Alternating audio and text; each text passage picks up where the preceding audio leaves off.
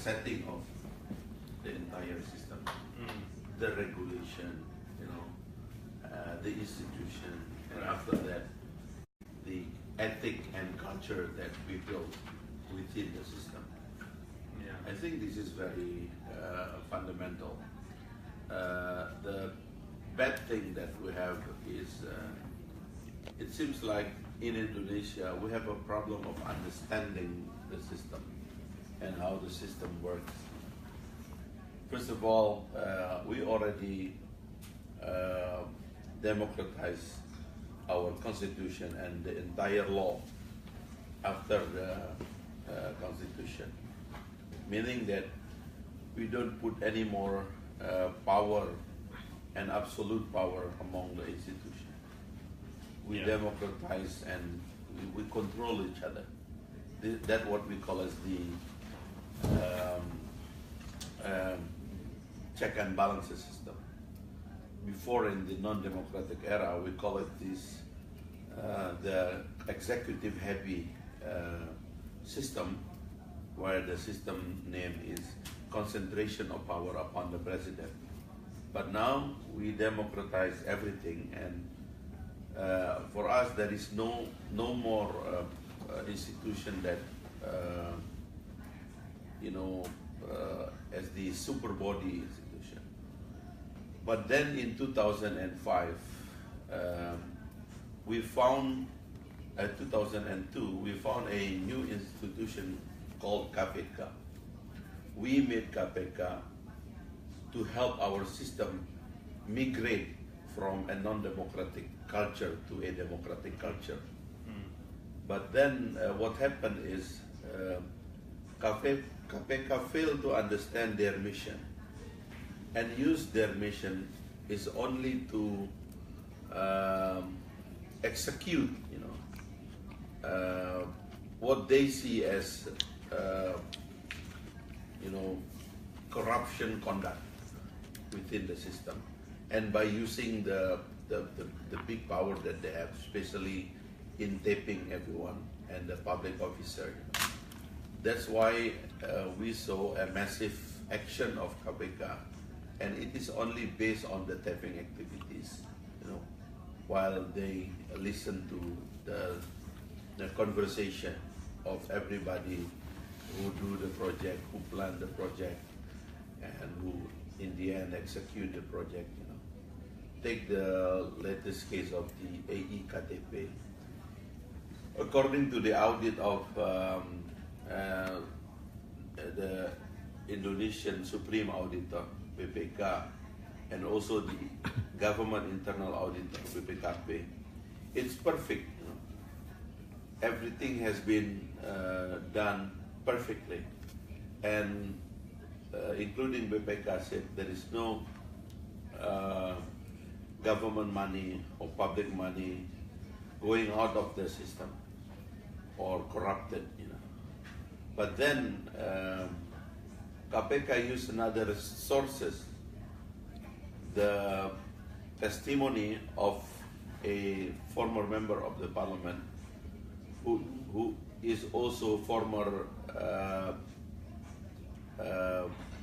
trustee of ruling party at the time, Nazaruddin, that said, there are money going through the commission, internal government commission, or commission 2 here in the DPR, amount like 2.3 trillion rupiah going through Setya Novanto, and almost all members of the parliament in that commission get the money, in total 2.3 trillion rupiah, or like more than 200 million US dollar. So based on that testimony, then KPK accused everyone of having bribery from this project. But it is very difficult for you to bring as many as possible facts, to accuse everyone, because that is not the way the system works. You have to find what is corrupted from the government money. It's not the issue that among the businessman and the politician, there is money in it. After the project was already done, and the government said there is no corruption in it, or there is no public money out of this project. So this is my criticize to KPK. So let's start to work again to help our system that we set up from beginning as the democratic system, finding a good law, and we already made many good law in all sectors. Second one is open your institution and let everybody works like within the aquarium, so every public officer will be seen, not only clean but seen to be clean. And that will make our public ethic, working with professionalism, openness and everything. So that is my proposal basically, but it is contradict with the way of the KPK works. KPK is trying to find something that we don't find in our system, and it's not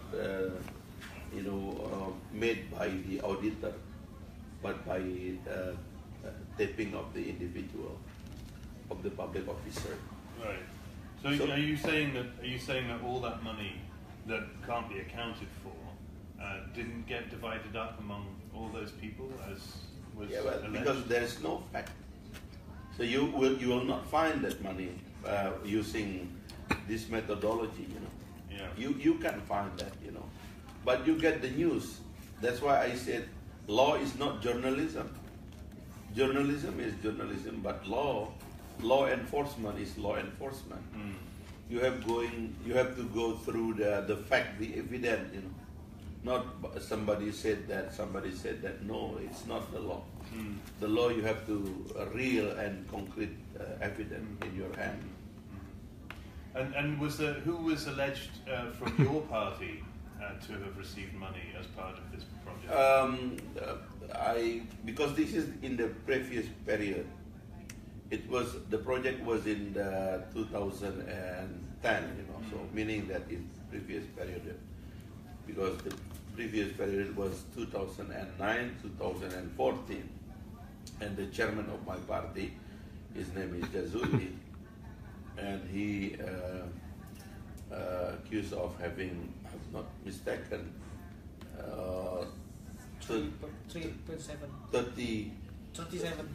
37,000 US dollar, if I'm not mistaken. But he said, I don't attend that commission. How can I get the money without having power in that commission? That he said publicly. So, but again, this is not the result of an audit. This is a thing from a man called Nazaruddin, who was the trustee of the ruling party at the time, the Democrat Party.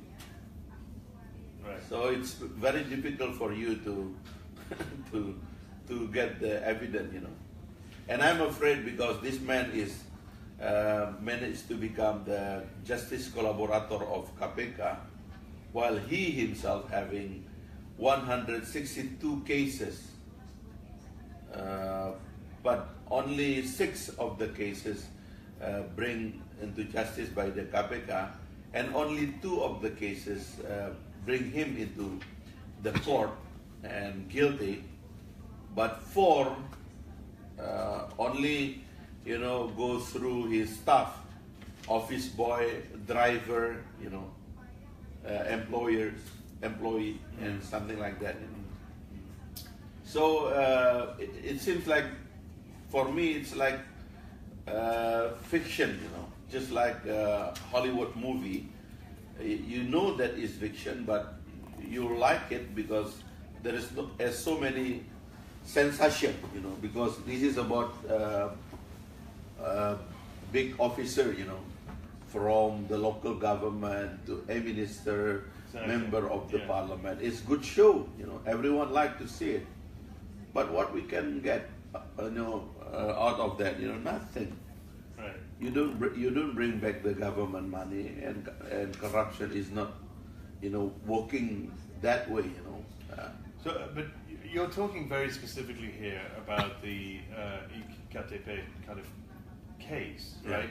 But let's talk more generally. I mean, the DPR is considered by the public to be one of the most corrupt institutions in Indonesia. Exactly. That's because it's the result of the survey, corruption perception, and when you focus on taping a member of parliament and you get their conversation about the money and everything they can get from their power, then you can easily bring to the public the perception that the most corrupt institution and official in Indonesia is the parliament. And that's what we got now. But are you saying then that that's a misperception, that perception is unjust, that it isn't as corrupt here as people? Exactly, because the principle is the money that we manage every year from our national budget, 99% go through the executive. And if you want to corrupt something, you go through executive. You can't corrupt something where the money is not there. Just like in the parliament, we only manage for ourselves less than 1% of the total national budget. And how can you become the most corrupt institution? So do you blame that misperception on the KPK? I said to KPK, why don't you make up your mind and started to work through collaborative action within the system? Because as far as I understand, and my understanding of reading this law and the story of this law from the beginning, the aim of the law is to make an orchestra for anti-corruption activities. And you have to use the power of everybody to become the member of the orchestra, including the president. But what happened is, it seems like they take over the works from the president and let the president not involved in the anti-corruption activities, and they fight against the parliament just to get legitimacy that I'm working to fight a big and mega corruption. But in fact, they didn't get it. This is my, since begin my criticism, I write a book about that, and I send to them 20 pieces, and they don't invite me, and we don't talk then, and they keep fighting and taping everybody or asking everybody to become justice collaborator and saying and sing the names of every member of the parliament. So it's it makes our institution like very bad. Yeah. I mean, just you mentioned there the president and how you think that the president has been somehow sidelined by KPK and is unable to kind of to have any... I think the last president, 2-period president, 10 years SBY, 10 years working with KPK with no coordination and no orchestratic action to face the corruption. But then what happened, especially in the second period of the President SBY, his party, was, I mentioned the name of this trustee, he's the chairman of the party or the CEO of the party, and the trustee, director of the party, is now in the jail. And then the party dropped from the biggest party to only number 4, which more than 80 seats lost in the parliament. So how can a 2-period president has no strategy even to keep his party away from the corruption accused by the KPK. And how can KPK has no coordination to tell the president, yeah, that your surround now started to become corrupt. All of the members of the cabinet from Pak SBY's cabinet, you know, except Pak SBY himself, already invited by KPK and questioning about their action when they are in power regarding the corruption issues of so many issues. You know, only Pak SBY is not invited, you know. And it seems like probably Pak SBY then having some kind of agreement. So you can accuse everyone except me and my family, probably, he said like that. So you think KPK is flexing its muscles too much and has too much power? Yeah, that is concrete, you know. I mean, the way he take everyone and he control of the process of the pro justicia process, from taping, you know, investigating, and then persecuting, you know, including controlling all those guys in the jail, you know, and giving them justice collaborator and everything. It goes directly to KPK.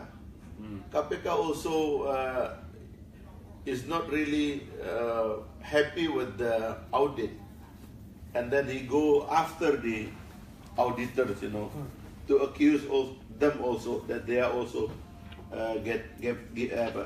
getting the bribery from another institution. So there is no more institution in Indonesia except KPK. They don't believe on the police, they don't believe on the Attorney General, they don't believe on the court, they don't believe on the hospital, and everything, you know. Only if KPK say yes, everything become yes. This is made the president you know, keep away from anti-corruption movement and the orchestrated action of anti-corruption, you know. For me, there is no way. The sole responsibility should go in to the president, because the name of the system is presidential. Yeah. When Jefferson write the Constitution for America, he said, why we name it presidential? Because, you know, the system, the man responsible for this system named president. So the president should involve directly and lead also KPK. So you don't think that Jokowi is involved at all? Did he? I mean, Setya Novanto was at his daughter's wedding, and then a few weeks later, Setya Novanto was in prison, right? Yeah. So did he decide? Did Jokowi have any say in that, or was that all happen with that beyond his power? No, he basically, you know, I'm afraid Jokowi is not really understand what is happening within the KPK, you know, and because of this issue, he seems like don't want to go, because he don't want to his hand become dirty, you know. So he's standing back. Yeah. And that is bad for our system, because then who leads the country basically? Also in the action of anti-corruption. Who is in charge? Right. You cannot, you know, let everybody in charge to these very big issues, you know. Yeah. If you say anti-corruption is fundamental for the future of the country, you have to lead that, because you are the president elected by more than 100 million of Indonesian people. So let me just be clear what you're saying here. You're saying that the accusations made around the ketuaDPR are wrong. That basically this has been led by the KPK, which has too much control, and has even to the point where the president has no control over controlling corruption in the country. Yeah. These are all the things you're saying.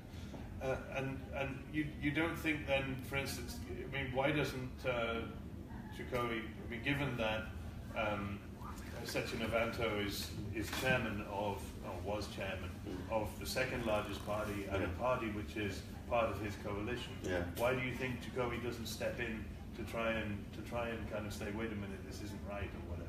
Who? Jokowi. Why doesn't Jokowi help?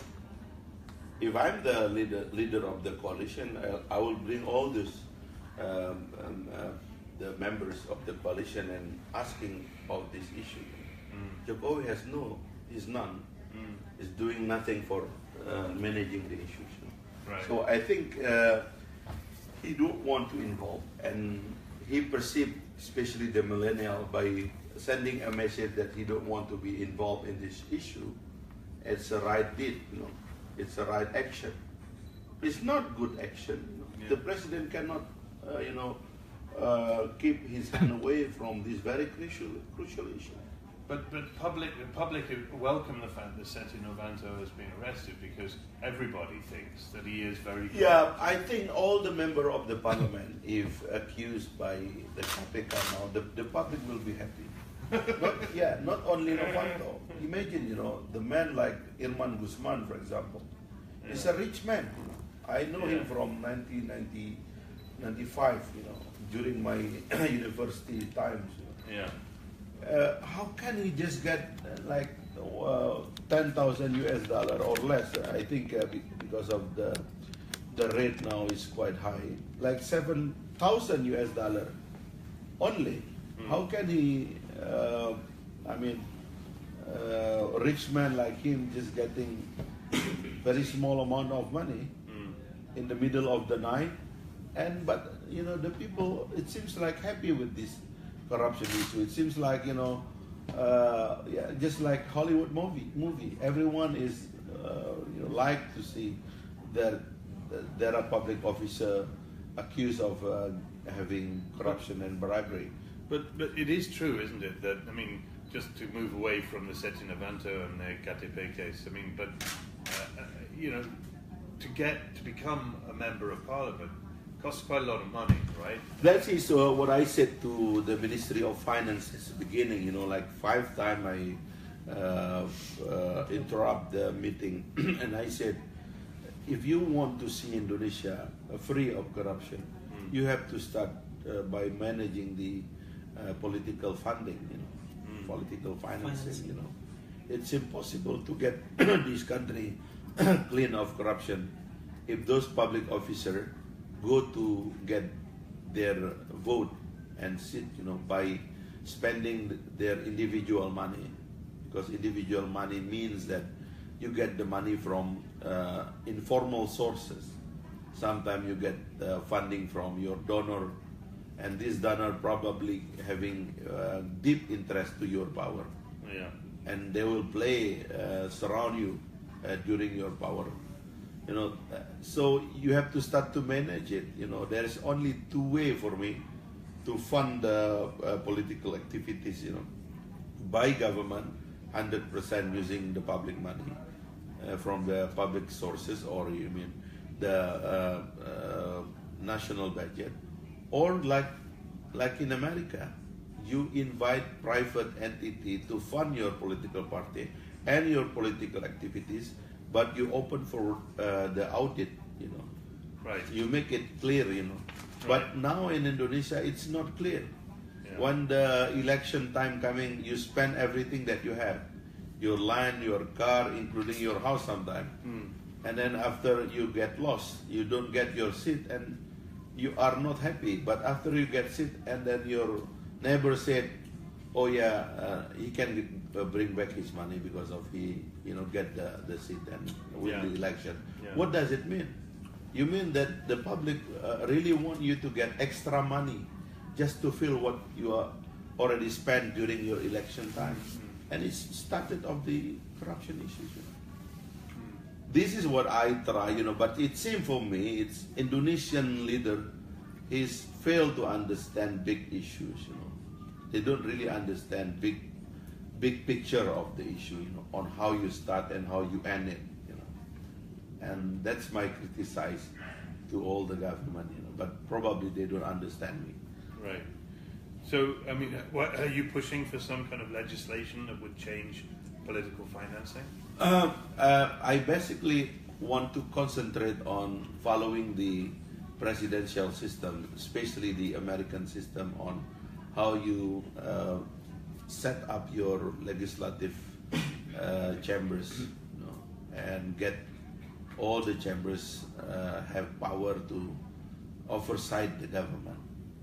Because if you get a good legislative body, and this is my challenge now, to convince every political party to get a good legislative law, I think and I believe that we can manage the country better, including, in my perspective, we don't need more extra or state auxiliary body. We only need the normal institution, the police, the attorney, the court, the judges, all in one system. So to make sure that everyone get free and fair trial, equality before the law. Right. That's what we need, So what you're saying is, if you have the right laws in place, the right legislation in place, all you need are the courts, the judges, the police, and everything else should work properly. What you're saying is that the KPK is an extra body that in some ways kind of has too much power. They work with the different standard, The same case, corruption case, if it is go through KPK, you will get more persecution,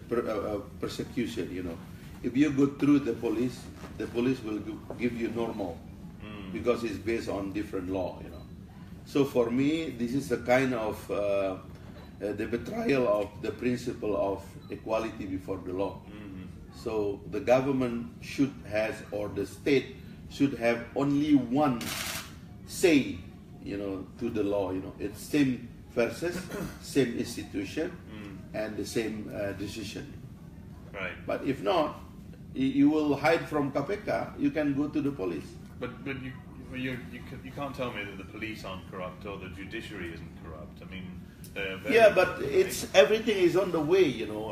Once you have the strong parliament, everyone will be, from time to time, oversight and investigate by the parliament. And I also want to ask in the law that we will write, we can order a special audit to every institution that very difficult for us to investigate their behavior, especially the judicial institution. So this is also go through the parliament, because if not, you given this power to another super body institution, who can guarantee there is no corruption in it? I myself, I really believe that the biggest corruption now happening in the KPK, because they hide some big issue and they give us very small issue every day to make everybody happy. So this is the, the betrayal, and that's also corruption, I mean, including the corruption of the public mind. You make every day a new definition on what is corruption is by, giving them fake reality. The people now is crying about the what is in the South Jakarta, North Jakarta, reclamasi. In the north. 500 trillion rupiah project, and already someone bribed a member of the parliament, local council, but then only 1 or 2 person guilty. It's impossible. There is a conglomerate behind. There's a big money behind. But KPK dealing with this, conglomerate, hiding some of the individual inside. So many problems. But then they go after the police. They go after the small persecutors, small judges, you know, the local, the mayor and everything. And we see from all over the country cases, but the big one is hiding. You say obviously that you defend the DPR. You say that the corruption is a misperception about it being so corrupt, but it isn't a misperception, is it, that it is inefficient? You know, there are supposed to be something like at least 50 pieces of legislation targeted this year. And how many have actually been passed? It's just a handful, right, so far this year? Yeah, there is. We also need to introduce the way we measure the performance of the parliament. You know, because the parliament is a parliament, so meaning it's not a manufacturer company. It's a parliament. You know, sometimes you make the laws, sometimes you erase the law, sometimes you amend the law. Yeah. You know, so lawmaking activities. That's why the lawmaking activities in Indonesia are still controlled by the executive. 75% of our law proposal came from the executive. But then if we don't pass the law, the people said this is because the parliament is ineffective. It's not that way. Yeah. So how is it effective if they want? I want in the future there is no more executive leg in making the law. You give 100% to the legislative chamber. Yeah. So everyone can be measured as the performance of the parliament. So there is no more executive,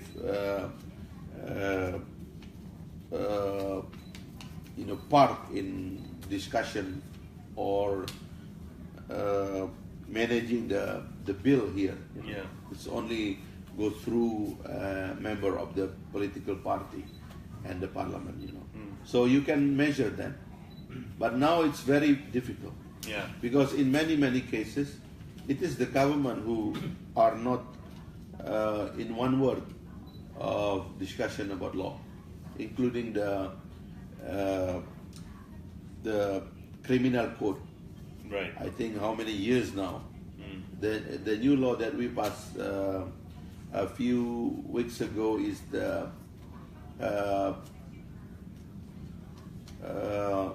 migrant labor protection.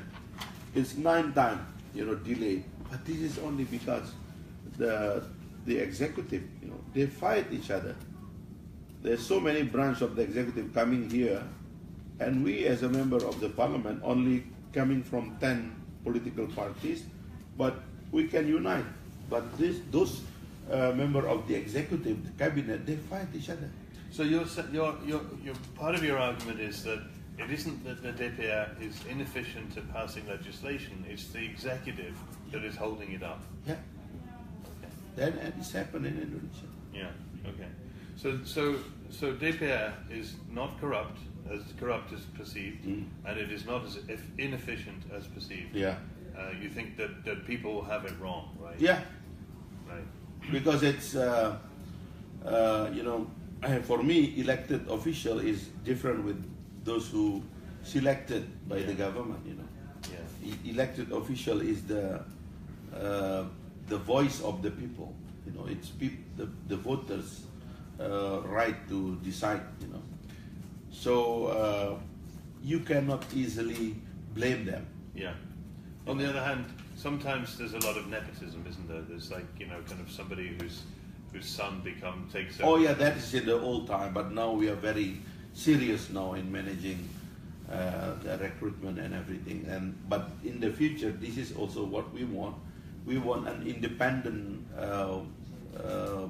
way to manage, financially. Now, financially we are really dependent to the Ministry of Finance. Yeah. Sometimes they came here and said, we will cut your budget like 30%.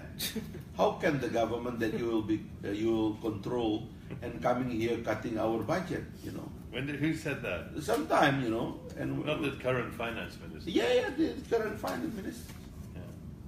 sometimes only with one letter, one paper, send a letter, we will cut your budget 30%. But, under this kind of image, it is not popular to say we want to get independent budget, for example. The people will say, oh, you will corrupt everything or something like that. It's not popular to demand things. Our professional, our bureaucrats, it's also under the executive. Yeah. They are really scared to become the opposition of the executive, because the executive control their career. So everything. We want an independent legislative chamber. My example is the United States, because it's very ideal for us to have a very independent, and including the power. In the US, you can shut down the government. We don't want to get the government shut down, but we don't like if the government fight back to kill us, just because we criticize them. And this is what happened now. You see those political party, because all of these political party now, 7 from 10 are member of the executive.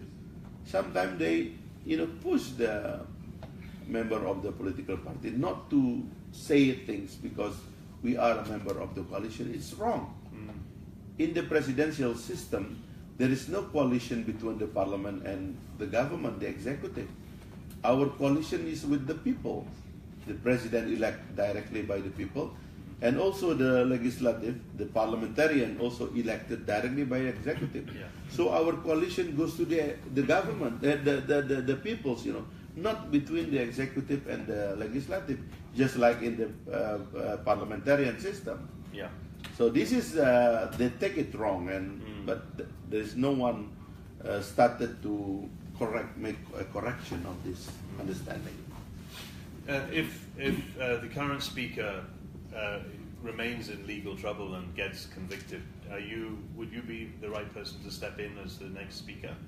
Or does it have to be from somebody from the ruling? Because the system is, once you get elected, you represent your party where you are now, so the replacement of the member from Golkar party will be coming from the Golkar. I see. What do you think will happen to Setya Novanto? Do you think he will get convicted? I think he will get released. He will be free. And will be the president. I'm afraid, because he is very popular now. I'm joking. No, because in the beginning he was accused of want to take over the share of the Freeport McMoran. At that time. And then they said, Papa minta saham. And then he stepped down. And after that, suddenly, he became the chairman of Golkar party and also the speaker of the house again. So I'm afraid, if now you accuse this man again, he will become the president of this country. Because he's very popular now, Every morning you wake up and you turn on your TV, he's on TV, in every TV now. You see the timeline, everyone is talking about Setya Novanto. I'm afraid he will become the president. Does he have that kind of ambition? I don't know. Donald Trump can become the president of the US. He probably. Well, of course, he was with Donald Trump, right?